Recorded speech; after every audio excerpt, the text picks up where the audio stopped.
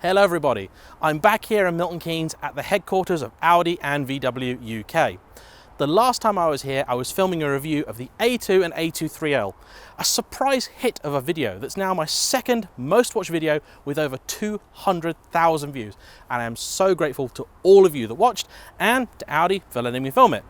Now, the moment I went home after filming that video, I just knew I wanted to come back here and have a bit of a play with some of the other amazing cars they have in their heritage collection.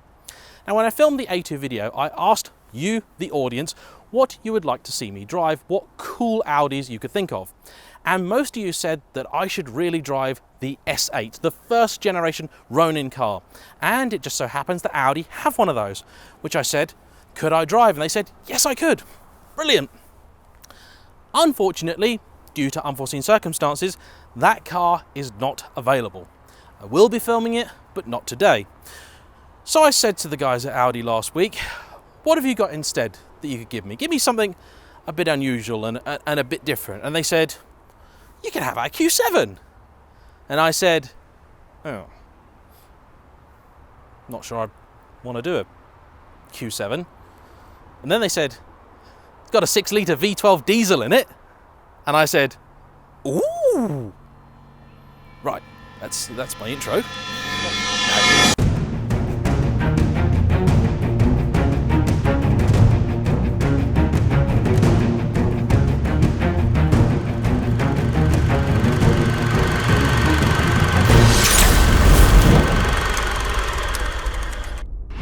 And here it is, the mighty Q7.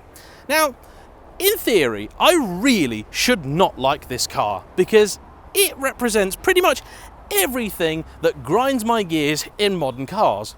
It's a fairly large SUV that in this configuration has only 4 seats in it.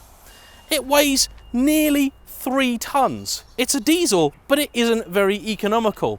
And, okay, it's not super flashy, but it's got big old chromed wheels and it's a pretty ostentatious thing. But you see here, this is not an ordinary Q7 at all. This is something rather special indeed. This is not even an ordinary Q7 V12, if there is such a thing. Oh no, this is Audi's very own Q7 V12 TDI exclusive concept. This is technically a concept car. What does the exclusive mean? Well, once upon a time, Audi had this brilliant idea that they seem to think that spending £100,000 on a 6-litre V12 diesel 4x4 probably wasn't enough for some people. So they created this option pack, which they call the exclusive. And it is, on top of your 100 grand asking price, another £44,000. That's right, Audi have for today loaned me their 150 grand potentially unique V12 4x4. This is going to be an interesting experience for me. Now, the heart of the matter, of course, lies under here. This car is the world's only example of a road-going V12 diesel. In stock trim, this produces 500 horsepower and a scarcely unbelievable 738 pound-foot of torque. Now, that's a very specific figure because it translates to exactly 1,000 newton meters. And it is, believe me, no accident that 1,000 newton meters is the official capacity of the 6-speed automatic gearbox that this is attached to. Now, this car was £98,000 before any of the insane options, which at the time made it more expensive than even a Porsche Cayenne Turbo. This was a very serious car. And although this is the exclusive, from the outside, you wouldn't really have any idea what that meant. What it means can be seen on the inside. Exclusive means that they went to town on the interior of this car. This is covered in a mixture of brown and cream leather and wood. Real, genuine, fancy yacht inspired wood. and it is absolutely everywhere. This car is also not short of luxury features. You have, of course, the obligatory sat-nav, phone. You've got air suspension, which lowers and raises the car. You've got a fancy B&O sound system with tweeters that rise out of the dash. You have no fewer than 2 sunroofs in the car. You've got 4 seats because this is set up in the exclusive configuration. You got 4-zone climate control. This thing is gangster. And perhaps the easiest way of spotting an exclusive is from the back, because you see, until I actually walked up to this car in the car park, I didn't actually realise this is what Audi had lined up for us. This car has been in Audi's ownership from day one, and it's pretty special. They genuinely couldn't tell me the numbers, but they don't actually know how many of these ever sold. You see, the last time anyone did the numbers, only about 30 Q7 V12s had ever gotten into private hands in the UK. So the chances of you seeing a V12 exclusive in the wild are pretty slim. But if you want to find one, I'd probably start by looking outside Harrods. And now, before we go out, I will show you the boot of the car, because you see, this is perhaps the most insane and yet wonderful piece of the whole package. Of course, it is electrically operated, but what nobody expects is this fantastic wooden floor. And this really highlights the complete ridiculousness of the V12 exclusive. You see, you'll notice there's a big piece of carpet in here, because if you actually put much on the wood, you will scratch it to pieces and ruin it. So it's a gorgeous, brilliant, lovely boot floor that you can't actually put anything on. And you'll probably also notice from that angle the fact that the backs of the seats have also been trimmed in this exquisite material. And I'm afraid I can't take the seat covers in the front off. They are sort of permanently attached to try and save the leather from any further wear. There are a couple of bits about this car which are a little rough around the edges, as it were. My cameraman has just whacked his head on a metal pole. I mean, it's all about sacrifice, this YouTube lark. I hope you all appreciate just the effort that we go to bring you this wonderful content. And if, by the way, you're watching this and you're thinking, James, it's a 4x4 diesel Audi, I am not in the least bit interested, that's fine. That's okay. I understand. I appreciate it. I'm about to do my driving segment of this, but if you don't want to know about this car, I have a couple of others that maybe I can tempt you with. But that's not what this video is about. Now it's time to find out what a near 3-ton car that still does 0 to 60 in 5.5 seconds is like to drive.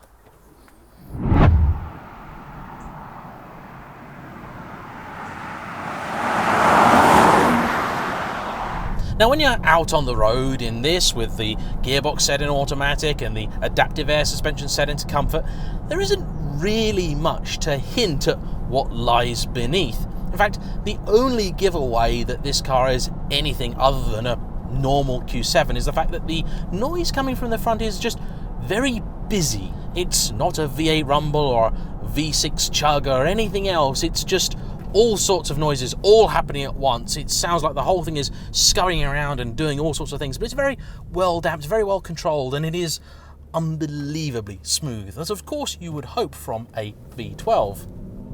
Now I'm just slowly pressing the pedal and just taking my time, letting the engine get warmed through, and I'm not really asking the car for any performance yet, but even still you can sense that there is masses in reserve with this thing.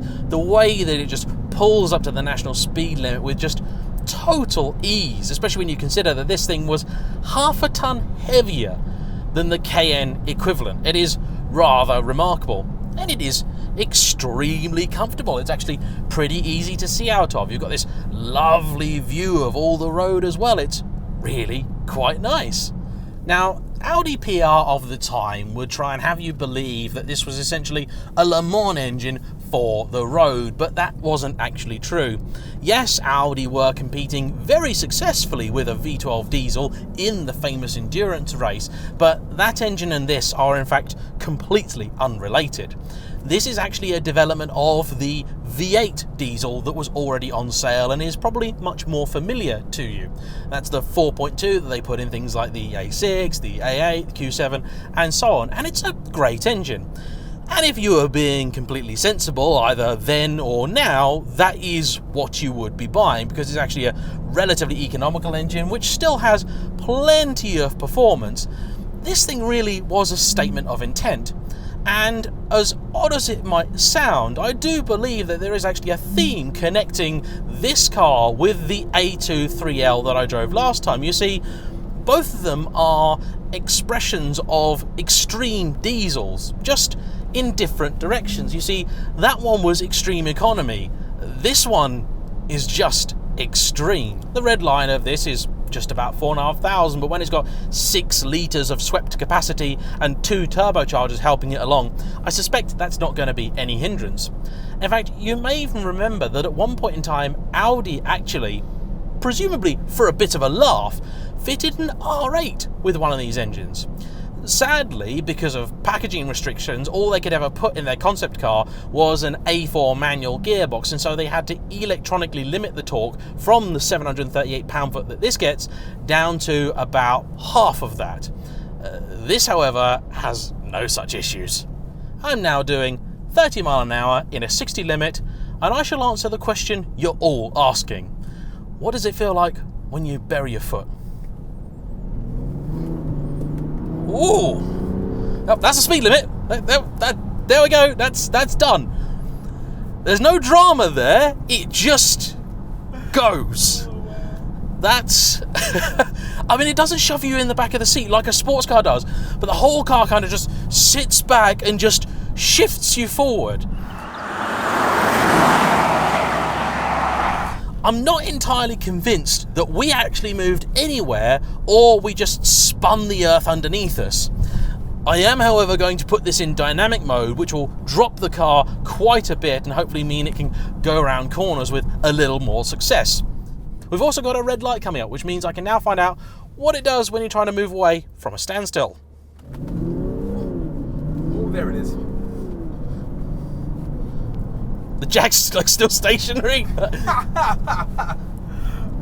Very little turbo lag, and the thing again, it's not super fast. 5.5 seconds to 60. It's not especially quick, but the combination of the mass and the speed is just ridiculous. This thing is absolutely stupid.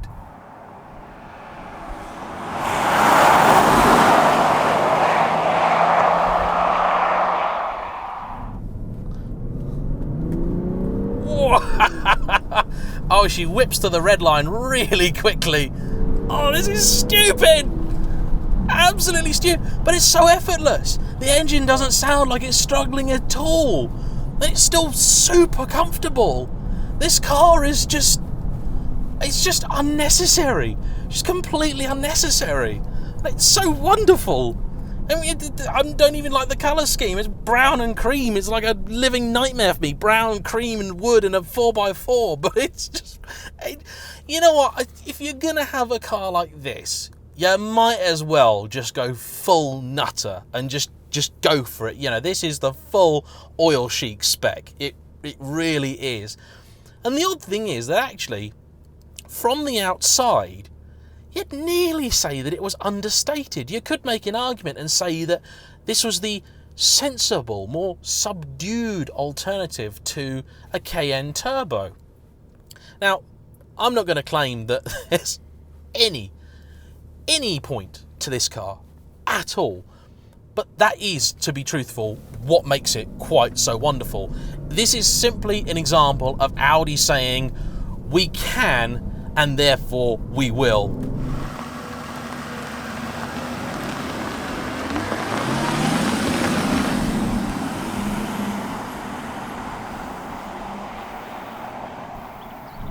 The V12 diesel. It's the only one there ever was, and I suspect it's the only one there ever may be.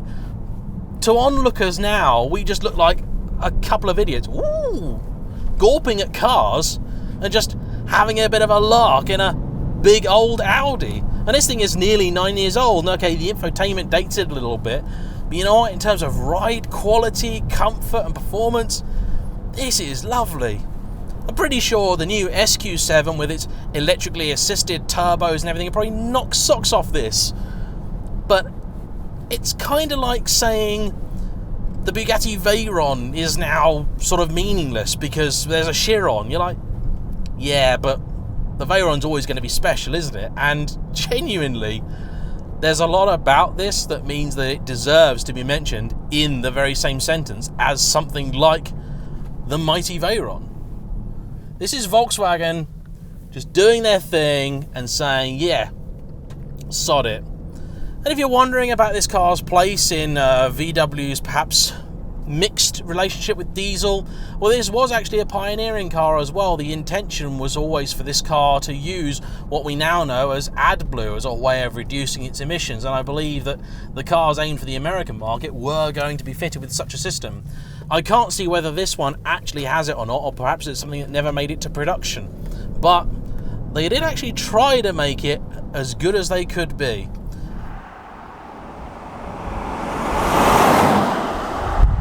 Oh, and if that power and torque figure isn't good enough for you, there is at least one company that'll take this to 600 horsepower and 1250 newton meters of torque. That's a 25% bump. And this is silly as it is, that would just be ludicrous. Anyway, that's me. I'm having a laugh in a 4x4, and that never happens. Thank you guys for watching. Thank you so much to Audi UK for lending this to me.